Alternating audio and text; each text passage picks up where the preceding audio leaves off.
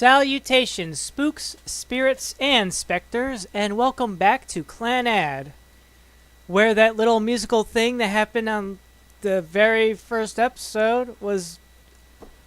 And now the Illusionary World makes sense because it was a story that Nagisa heard as a child, and now she's going to put it on as a play for the Founders Festival. Wow. Wow. But we're back to Illusionary World. I think this is number 6 or 7. The girl, she just said done, and then I just moved on to the next one. Done! She falls to the floor as she says the word. I don't really understand what it is she's made. I don't know why there's no music playing. It played for like a little bit and then it just immediately stopped. She sits up.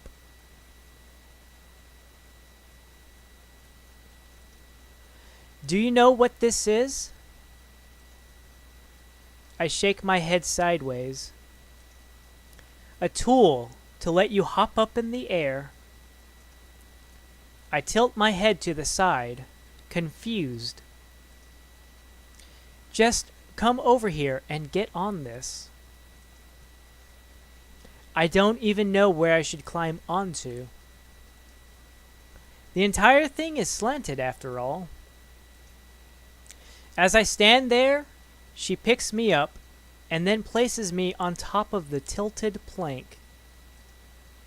You need to hold on to this, or else you really will go flying. I grab the handle in front of me. Okay. She goes around to the other side before sitting down just like me. When she does, my body floats up into the air. Now she's below where I am. She stretches her legs. Now our positions reverse. She does this over and over. My world rises and sinks. She laughs as her hair flies through the air and covers her face. Are they on a seesaw? Isn't this fun? I nod. Most of all, I'm happy that she and I are able to make something this fun together.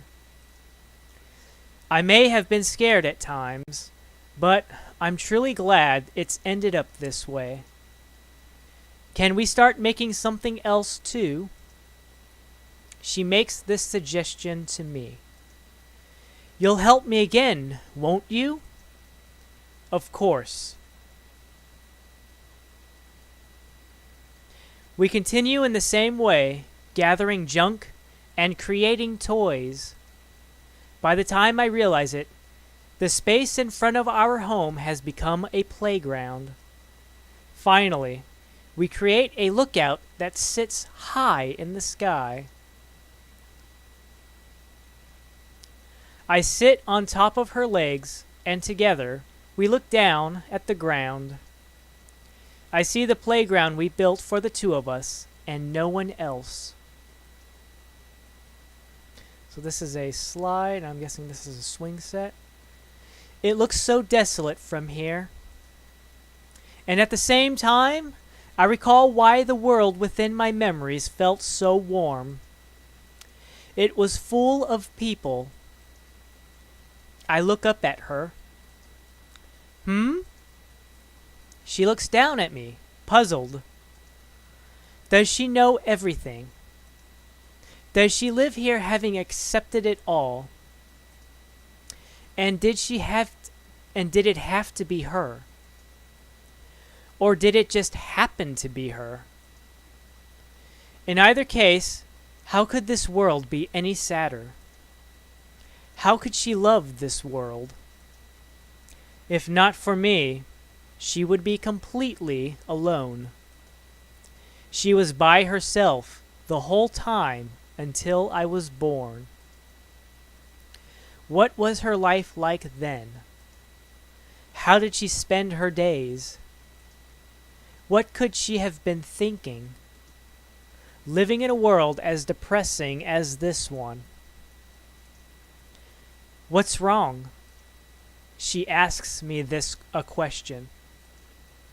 Do you feel like crying? I nod. Did you remember something sad? No.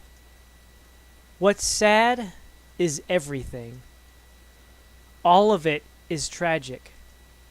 This place can't tolerate the existence of those with hearts. This is wrong. This place ought to have been left behind and forgotten by everyone and everything. I look out to the edges of the world world's end. It's filled with a lamenting color. And this is where I will come to an end. I will be reaching my end here for eternity. She must have realized it long ago. Was that what you sought? To be born in this place. That's why she asked me that question when I first looked at the outside world. The sky is the only thing here that stretches out across everything. Looking at it makes me think. Perhaps there's an end to be found at its tip. Or perhaps that is the world where I once was. If only we could cry. I stare into the sky as she holds me in her arms. If this sky were connected to another separate world, I'd want to take her there. But how? I search within my heart for a way, but I'm unable to come up with a single idea. The smell of the wind seems to have changed. It's the first time this has happened since I was born here. Her arm holds me even tighter. She must have noticed too. So even this world has a winter. She says the words as she keeps her eyes fixed on the same spot.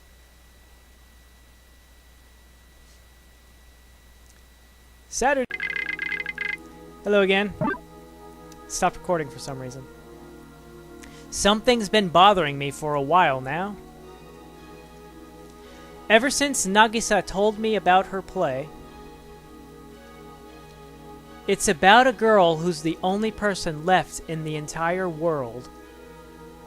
I feel like I've seen something like that before. When could it have been? And what was it? A dream? Or was I really there myself? I can't remember anything about it at all. But Nagisa's words felt strangely familiar. They felt like this scene that I'd witnessed before. I leave my room. 私は古川パンのお荷物なんですね。 Uh-oh. Sune-san runs past me crying. 俺は大好きだ! The old man is giving chase after her with a piece of bread stuck in his mouth. It's a familiar sight, but there's something I want to ask them, so I follow after the two.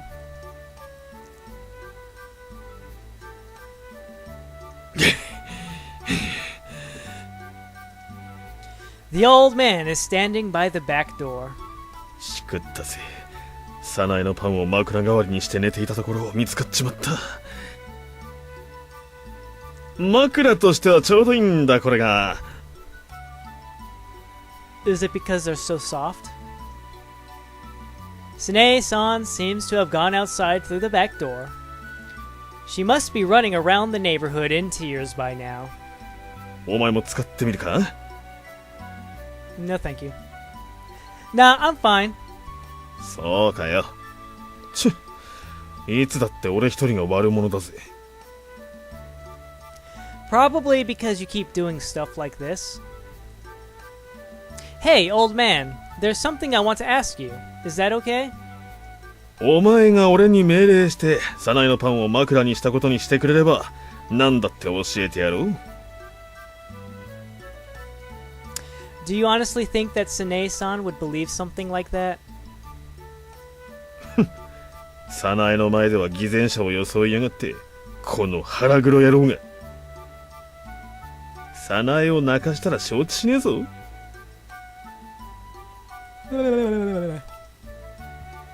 You're the one who just made her cry. 俺はいいんだよバカ。